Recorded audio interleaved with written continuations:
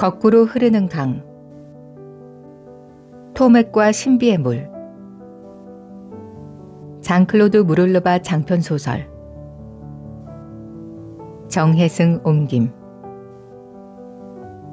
문학 세계사. 제1장. 철새. 토맥네 잡화상은 마을 가장 안쪽에 자리하고 있었다. 자그마한 가게였는데 별다른 장식 없이 창문 위쪽에 푸른색 페인트로 잡화상이라고만 쓰여 있었다.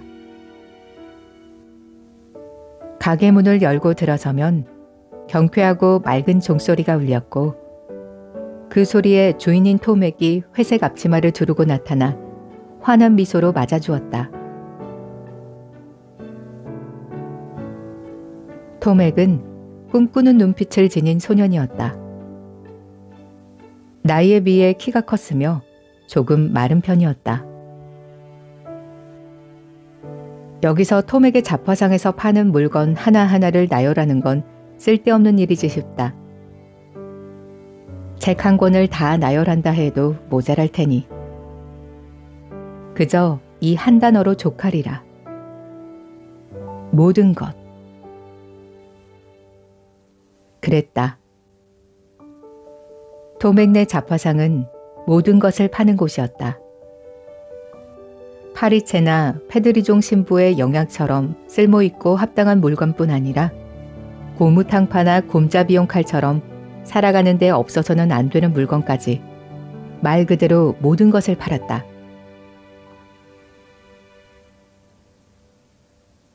토맥은 가게에서 먹고 잤다. 아니, 조금 더 설명하자면 계산대 뒤쪽 공간을 집 삼아 살고 있었다. 그랬기에 토맥네 가게가 문을 닫는 일은 결코 없었으며 입구에 매달아 놓은 나무 팻말은 늘 같은 방향, 영업 중으로 돌려져 있었다. 줄지어 올 만큼 손님이 많은 것은 아니었다. 그렇지는 않았다. 마을 사람들은 나름대로 토맥의 시간을 존중해 주었으며 무턱대고 방해하는 일이 없도록 조심해 주었다. 하지만 알고 있었다. 위급 상황이 닥쳐 잡화상을 찾는다면 비록 한밤중이라고 해도 토맥이 친절히 맞아 그들의 급한 불을 꺼주리라는 것을.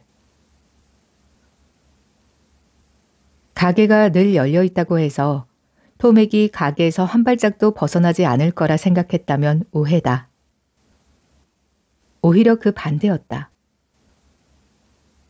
토맥은 저린 다리를 펴기 위해 잠시 나가 걸으며 바람을 쐴 때도 있었고 반나절 넘게 가게를 비우는 일도 종종 있었다.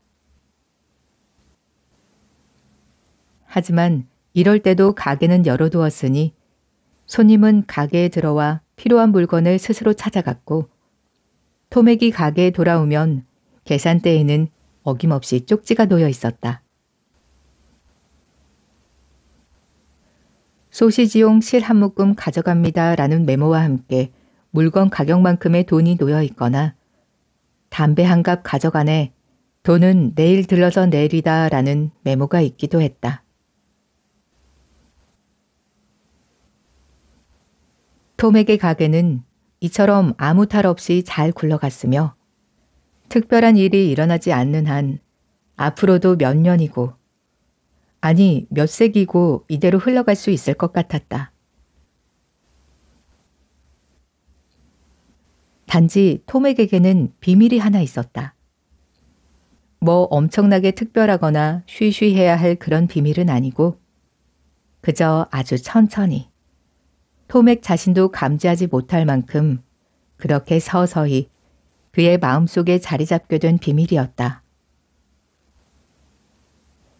마치 머리카락이 자라는 걸 순간순간에는 느끼지 못하지만 어느새 쑥 자라버린 모습과 마주하게 되든 말이다. 그렇게 어느 날 토맥은 이런 생각과 맞닥뜨리게 된 것이다. 물론 머리 위로 자란 생각이 아니라 머릿속 저 깊은 곳에서 자라난 생각이었다. 정리해보자면 이렇다. 토맥은 지루해하고 있었다. 아니, 그보다 더 센 표현이 필요하겠다. 그의 가슴은 답답해 터질 것만 같았다. 떠나고 싶은 마음이 가득하였다. 이곳을 떠나 세상을 둘러보고 싶다는 생각뿐이었다. 꽤 자주 토맥은 잡화상 안쪽으로 난 작은 창문을 통해 바깥 풍경을 내다보곤 하였다. 키 크게 자란 봄밀이 파도처럼 넘실대고 있었다. 그 풍경에 멍하니 빠져있노라면 아니나 다를까 띵띵 하고 종이 울리며 가게 문이 열렸고 종소리에 화들짝 놀란 토맥은 꿈속 같던 풍경에서 급작스레 빠져나와야만 했다. 얼마 전에는 이런 일도 있었다. 들판을 따라 길게 이어지던 길을 걷던 토맥은 길을 잃고 말았다. 새벽 여명 속에 펼쳐진 아마밭의 아늑한 푸른빛에 매료되어 집으로 돌아가야 한다는 생각조차 놓쳐버렸던 거다.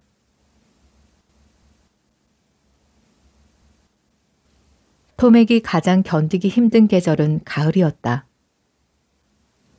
노푸르게 펼쳐진 가을 하늘을 가로질러 소리 없이 유유히 날아가던 철새떼를 바라볼 때면 떠나고 싶다는 거칠고도 급작스러운 욕망이 몰려들어 정말이지 환장할 노릇이었다. 한 번의 큰 날개짓으로 지평선 너머로 훌쩍 사라져버리는 야생 거위떼를 바라보면 토맥 눈에는 눈물이 글썽거리기도 했다. 불행하게도 떠나고 싶다고 무작정 떠날 수 있는 건 아니었다. 토맥이라는 이름을 걸고 마을 유일의 잡화상을 운영하면서 그것도 할아버지 아버지를 거쳐 대대로 꾸려온 가게를 운영하면서 마음 내키는 대로 그리 쉽게 훌쩍 떠날 수는 없는 일이었다. 떠난다면 마을 사람들이 어찌 생각할까? 자신들을 버린 거라 여기지는 않을까? 뭔가 문제가 있다고 생각하지는 않을까? 이 마을이 마음에 들지 않았던 거라 생각하면 어쩌지? 아무튼 그들이 제대로 이해해 줄 리 없었다. 그럴 수밖에 없을 거라는 게 토맥의 마음을 더욱 비참하게 만들었다. 남을 힘들게 하고 아프게 하는 일에는 정말이지 소질이 없는 토맥이었다. 이제는 가슴에 이 비밀을 묻어놓겠다고. 그러다 보면 서서히 자리 잡았던 지루함도 자신이 모르는 새에 사라져버릴 거라고 토맥은 다짐하듯 혼잣말로 중얼거렸다. 하지만 그 뒤로 닥친 일은 그의 다짐과는 영 다른 방향이었다. 이성을 찾고 지금 여기에 안주하려고 애쓰는 토맥의 모든 수고를 허사로 만들어버리는 엄청난 일이 벌어진 것이다.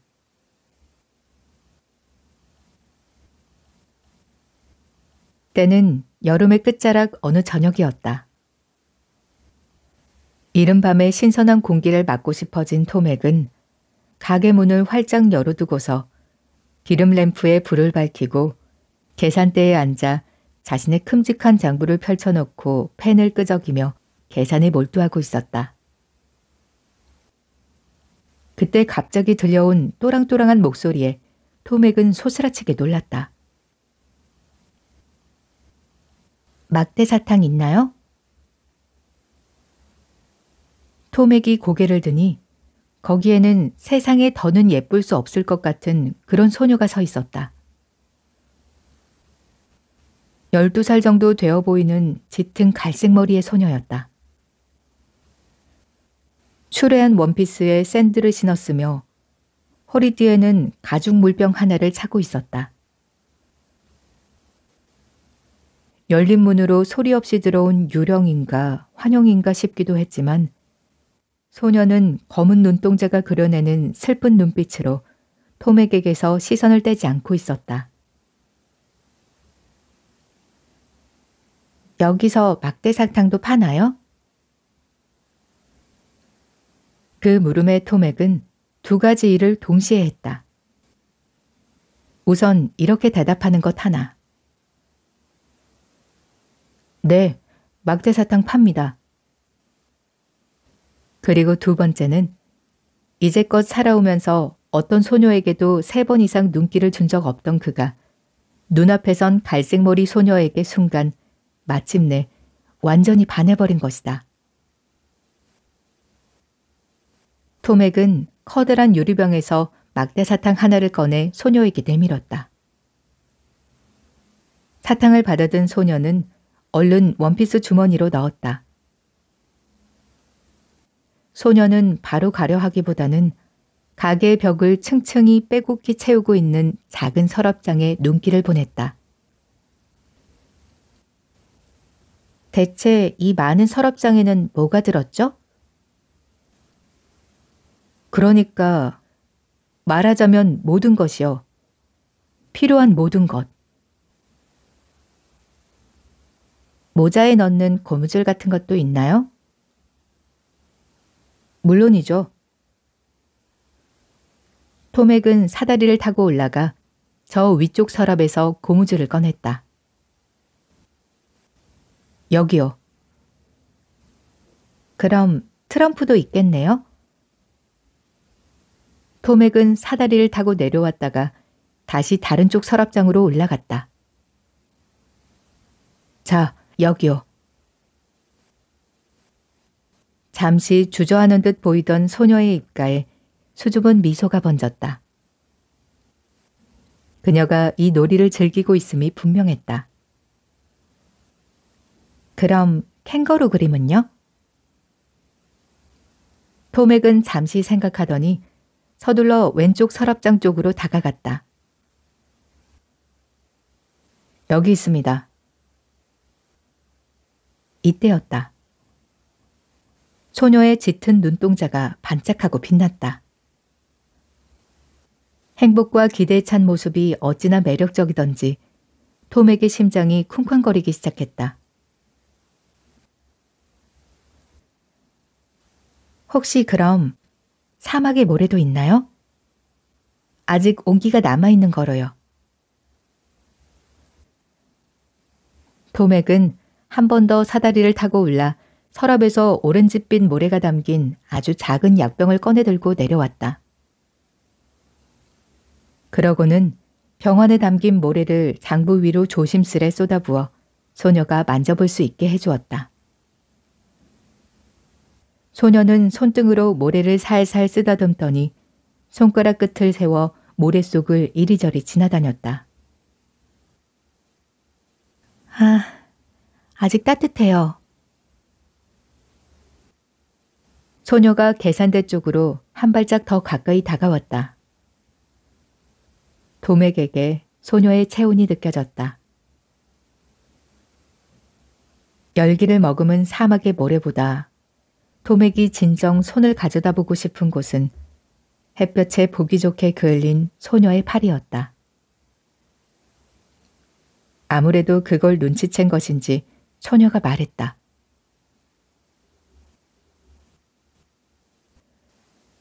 모래가 제 팔만큼이나 따뜻해요.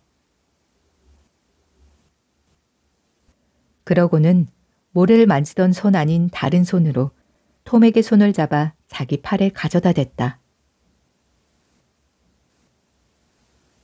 흔들리는 오일램프의 은은한 불빛이 소녀의 얼굴에 잔잔한 그림자를 드리웠다. 그렇게 몇 초나 흘렀을까. 소녀가 조심스레 팔을 빼내더니 돌아서서 벽을 가득 채운 수많은 서랍장 중 하나를 손가락으로 가리켰다. 저기 저 서랍 말이에요. 저기에는 뭐가 들었죠? 저긴 바느질할 때 쓰는 골무가. 쏟아놓았던 모래를 깔때기를 사용해 다시 병에 부으며 토맥이 대답했다. 이쪽에 있는 서랍에는요? 생트 비에르주 조개 껍데기가 들어있죠. 아주 귀한 조개랍니다. 아, 그렇군요. 소녀가 실망한 눈치다. 그럼 저쪽 서랍에는 뭐가 있지요? 삼나무 씨앗이 들어있죠. 원한다면 조금 드릴 수 있어요. 대신 아무데나 심으면 안 됩니다. 이 나무는 정말 거대하게 자라거든요. 이 말이 소녀를 기쁘게 할 거라고 토맥은 믿었는데 실제로는 그 반대였다. 소녀는 오히려 입을 딱 다물고 생각에 잠겨버렸다. 그 사이로 다시 침묵이 먹먹히 흘렀다. 토맥은 감히 무어라 이야기를 꺼낼 수가 없었다. 그 순간 열린 문틈새로 고양이 한 마리가 들어오려는 게 보였다. 슬금슬금 안으로 들어오려는 고양이를 토맥은 단박에 내쫓아버렸다. 그 어떤 것에도 그 누구에게도 방해받고 싶지 않은 마음에서였다. 이 가게에서는 모든 걸 판다고 했죠? 정말로 모든 게 다 있나요? 소녀가 눈을 들어 토맥을 바라보며 다시 한번 물었다. 네. 아무튼 필요한 것들은 모두 있어요. 토맥은 조금 당황스러웠지만 약간의 겸손을 더해 대답했다. 그렇다면 여린 음성으로 주저하며 시작한 소녀의 목소리에 갑자기 희망의 기운이 차올랐다. 그렇다면 혹시 크자르강의 물도 여기에 있나요? 토맥은 그 물에 대해 아는 바가 없었다. 듣도 보도 못한 그 강이 어디에 있는 건지는 더더욱 알 수가 없었다.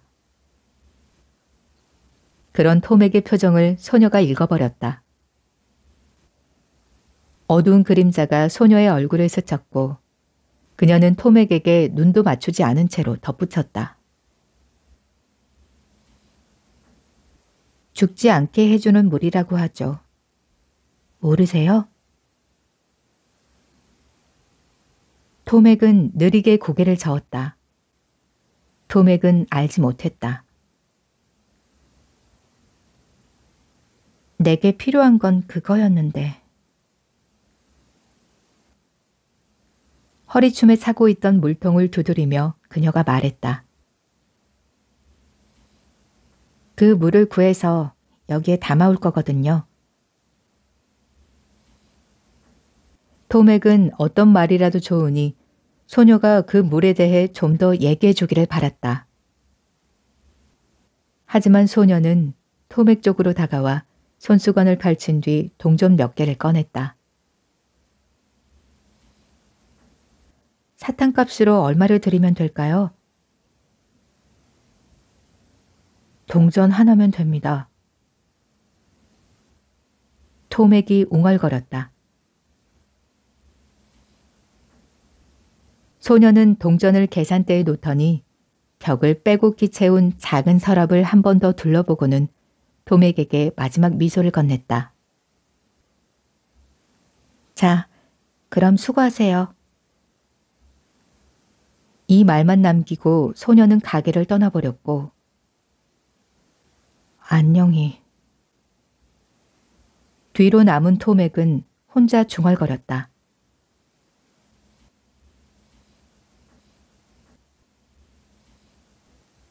오일 램프의 불빛이 사그라들었다. 토맥은 계산대 뒤쪽 의자에 다시 자리를 잡고 앉았다.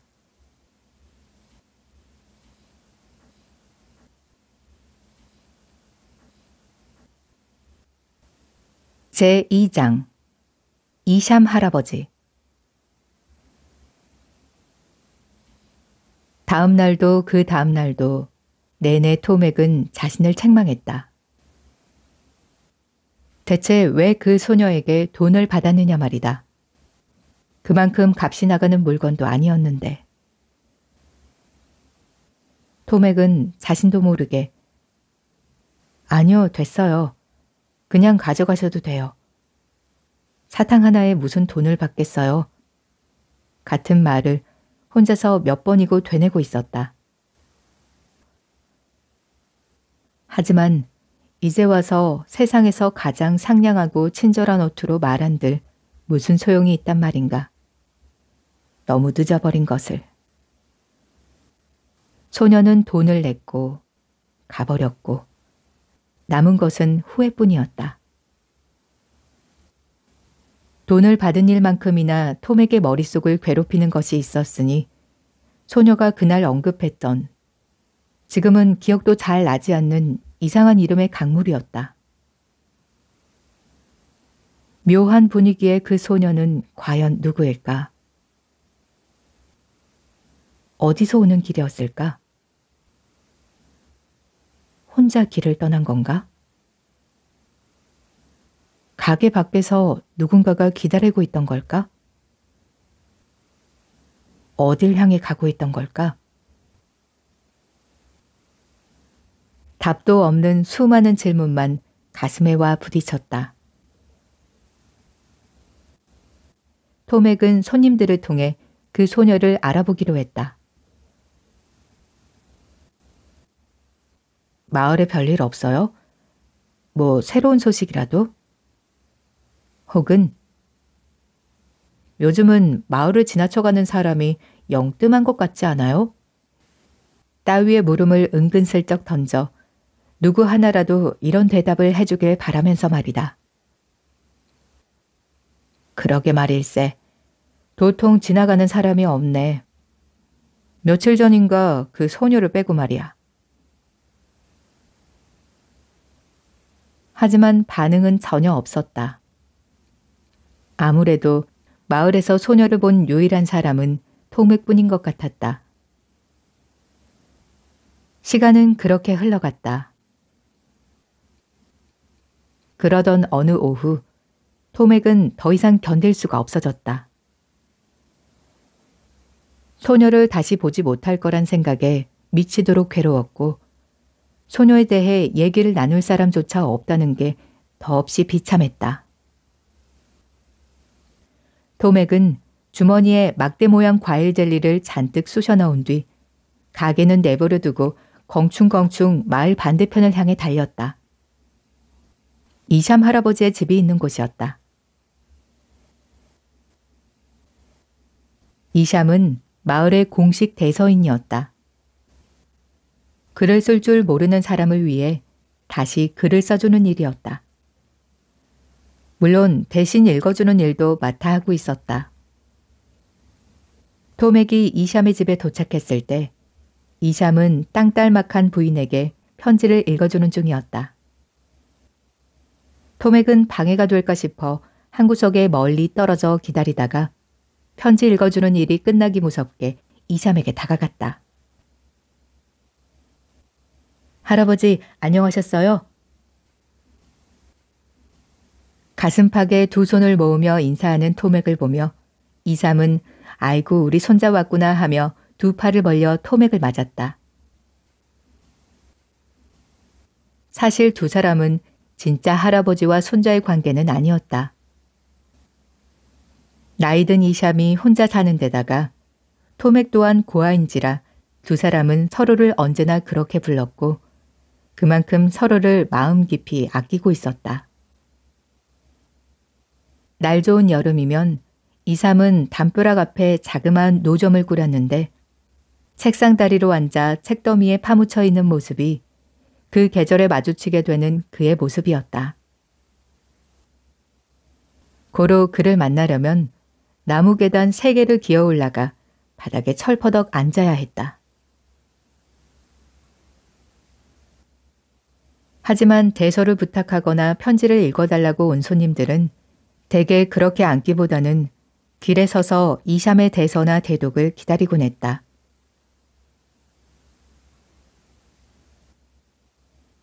어서 올라오렴. 토맥은 계단 3개를 단박에 뛰어넘어 곧장 이샴 곁에 책상다리를 하고 앉았다. 잘 계셨죠? 주머니에 넣은 과일 젤리를 꺼내며 토맥이 먼저 안부를 물었다. 요즘 일 많아요? 허쿠, 고맙기도 하지. 단 것이 반갑기만 한 이샴은 젤리를 받아들며 대답했다. 전에도 말했지만 난 살아오면서 일을 일이라고 여기며 해본 적이 없단다. 그러니 쉰다는 생각도 해본 적이 없지. 모든 게 그저 흘러가는 삶인 게야. 수수께끼처럼 들리기도 하는 그 말이 토맥은 무척이나 좋았다. 이샴이 먹을 것을 너무 밝히지만 않았더라도 아마도 그는 마을에서 위대한 철학자로 통했을 것이다. 이샴은 단 것을 무척이나 좋아했다. 혹시라도 토맥이 할아버지를 찾아올 때 말랑한 캐러멜, 부드러운 누가 사탕, 목사탕, 감초사탕 같은 것을 안 챙겨오면 이샴은 3살배기 어린아이처럼 금세 뾰로통해지곤 했다. 그 중에서도 이샴이 가장 좋아하는 것은 향신료를 넣어 하트 모양으로 구운 작은 빵이었는데 씹기에 너무 딱딱하면 안 된다는 게 조건이 따라붙었다. 물론 그건 그의 치아 때문이었다. 가게를 오래 비우는 게 마음에 걸렸던 토맥은 얼른 궁금한 것부터 챙겨 물었다. 이샴 할아버지, 혹시 차르, 아니 카르강에 대해 들어본 적 있으세요? 그새 과일 젤리를 질겅질겅 씹고 있던 이샴은 잠시 생각하더니 느릿하게 대답했다. 크자르강이라는 건 알지. 아, 맞아요. 그 이름, 크자르강. 그렇게 되뇌다 보니 크자르강 물이 있나요? 라고 묻던 소녀의 목소리가 들리는 것만 같았다. 거꾸로 흐르는 강이지. 이샴이 말을 이었다. 거꾸로 뭐라고요? 이런 황당한 얘기는 처음인지라 토맥은 몇 번이고 되물었다. 거꾸로 흐른다고. 이샴이 또박또박 짚어 다시 한번 들려주었다. 거꾸로요? 대체 그게 무슨 뜻이죠? 토맥이 눈을 동그랗게 뜨고 다시 물었다. 말 그대로지. 강물이 아래로 흐르는 것이 아니라 위로 거슬러 올라간다고. 토맥, 어째 네 표정이 좀 그런데? 토맥의 얼빠진 모습에 이샴이 웃음을 터뜨리더니 곧 그 모습이 가여웠는지 바로 설명을 시작했다. 크자르 강물은 바다에서부터 흐르기 시작한단다.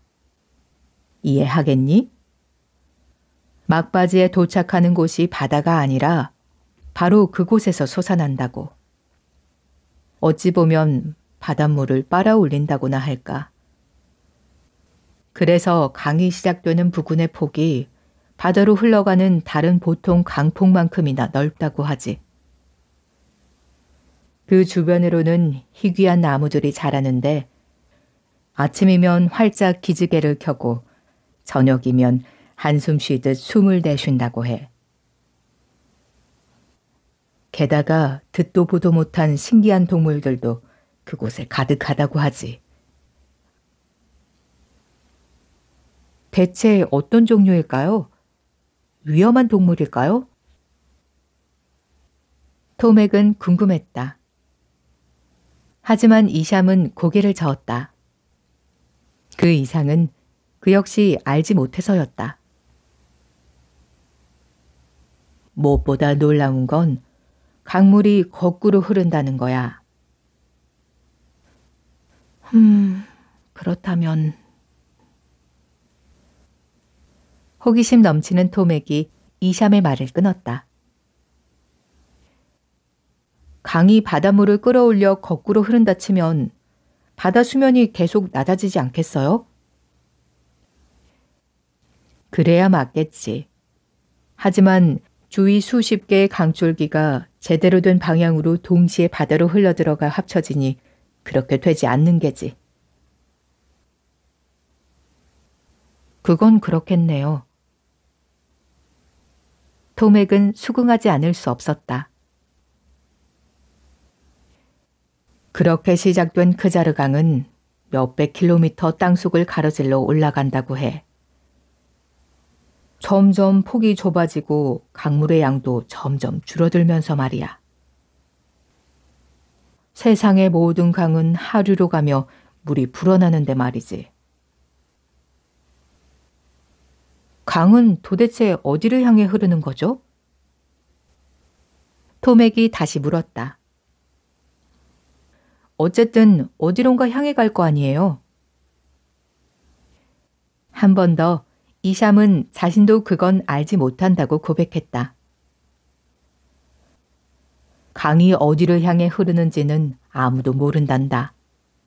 보통 강류처럼 지류가 있는 것도 아니고 신비할 따름이지. 토맥, 혹시 누가 사탕 가져온 건 없니? 토맥이 할아버지의 물음에 반응하는 데에는 시간이 꽤 걸렸다. 아무 상관없는 사탕 따위를 떠올리기엔 이미 생각의 골짜기로 너무 깊이 들어가 있었던 것이다. 토맥은 주머니를 한 번 더 뒤져보았지만 오늘은 누가 사탕이 없었다. 할아버지, 좀 이따 바로 가져다 드릴게요. 약속해요. 대신 강 얘기를 조금 더 들려주시면 안 되나요? 누가 사탕이 없다는 말에 실망했는지 이샴은 들리지도 않는 혼잣말로 몇 마디 투덜대더니 설명을 이어갔다. 어쨌든 결국에 강물이 도달하는 지점은 성스러운 산이라고 불리는 산이라고 해.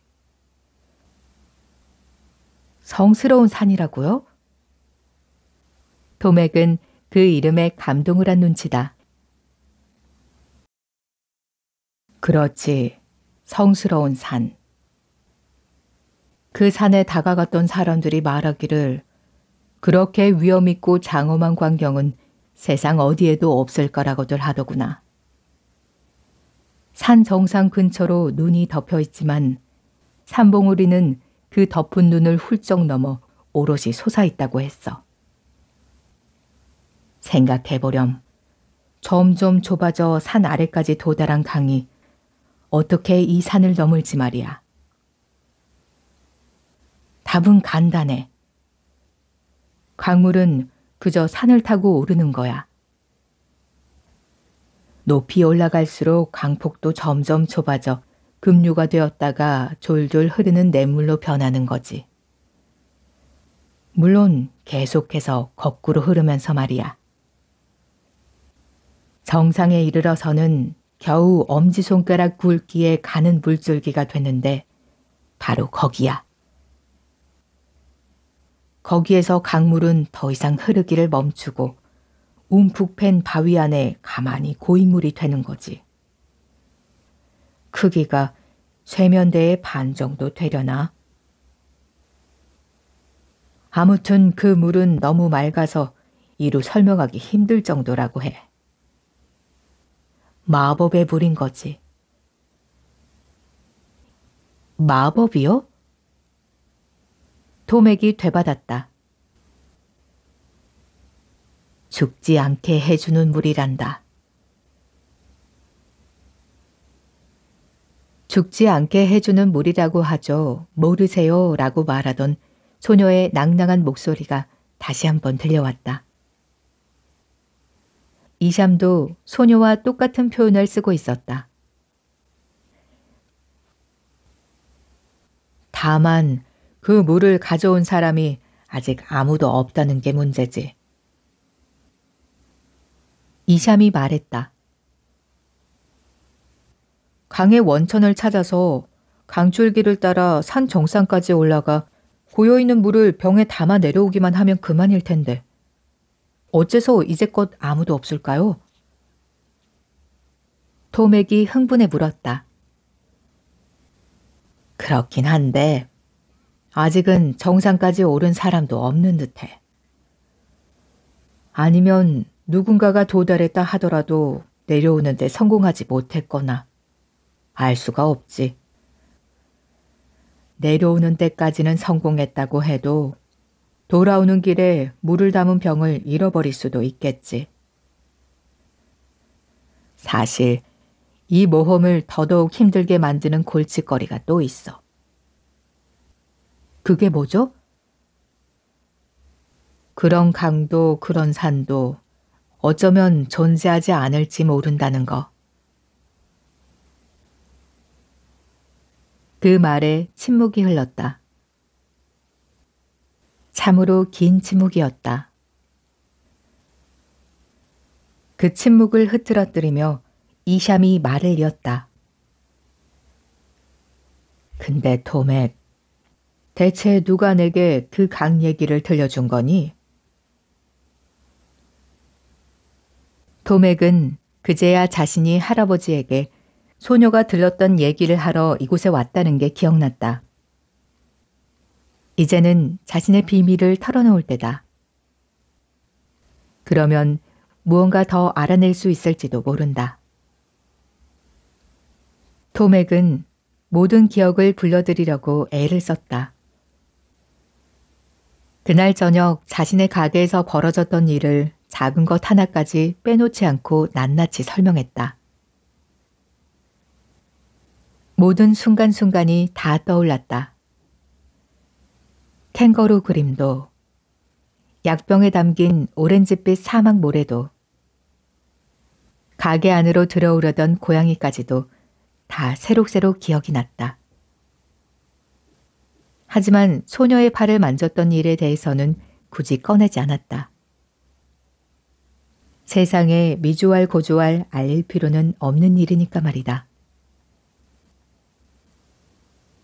할아버지는 끝까지 찬찬히 다 들어주었다. 그러고는 토맥을 바라보며 환하게 미소 지었다. 이제껏 보지 못했던 더없이 환하고 부드러운 미소였다. 얘야, 말해보렴. 너 혹시 사랑에 빠지거나 한 건 아니냐? 그 말에 토맥은 당황하여 귓볼까지 붉어졌다. 자신에게도 화가 났고 자신을 놀리는 사탕만 찾는 이 양반에게도 화가 났다. 당장이라도 뛰쳐나갈 기세의 토맥을 이샴은 힘껏 팔목을 붙잡아 다시 자리에 앉혔다. 토맥, 잠깐만. 토맥은 순순히 이샴의 말을 따랐다. 오랫동안 토맥은 이샴에게 화가 나본 적조차 없었다. 그래, 그 소녀가 물병을 가지고 있든? 네, 강물을 찾으면 그 병에 담아올 거라고 했어요. 이샴은 이번에는 장난기라고는 전혀 찾아볼 수 없는 표정으로 말했다. 토맥, 잘 듣거라. 그 강이 실제로 있는지 없는지는 나도 모른다. 내가 아는 거라고는 몇천 년 동안 수많은 사람이 그 물을 찾아 떠났지만 그 물을 한 방울이라도 가지고 돌아온 이는 아무도, 정말 아무도 없다는 거다. 머리끝부터 발끝까지 단단히 무장한 사람들이 성공을 다짐하며 그 길을 나섰지만 성스러운 산에 이르기도 전에 죽어버리고 말았지. 네가 말하는 방랑소녀가 그 강을 찾아 병에 물을 채우는 일은 내 손등에서 미리 잘하는 일만큼이나 불가능한 거라고 본다. 아, 그럼 소녀에게 어떤 일이 닥치게 된다는 거지? 한동안 묵묵히 있던 토맥이 혼잣말을 웅얼거리자 이샴이 웃으며 말을 이었다. 얘야, 이제 그만 그 일은 잊어버리는 게 좋겠구나. 다 털고 다른 생각을 해보렴. 우리 마을에만 해도 어여쁜 소녀들이 얼마나 많으냐.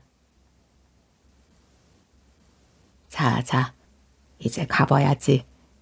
가게에서 손님이 기다릴라. 그러게요. 가봐야겠어요, 할아버지. 토맥이 힘없이 고개를 끄덕였다.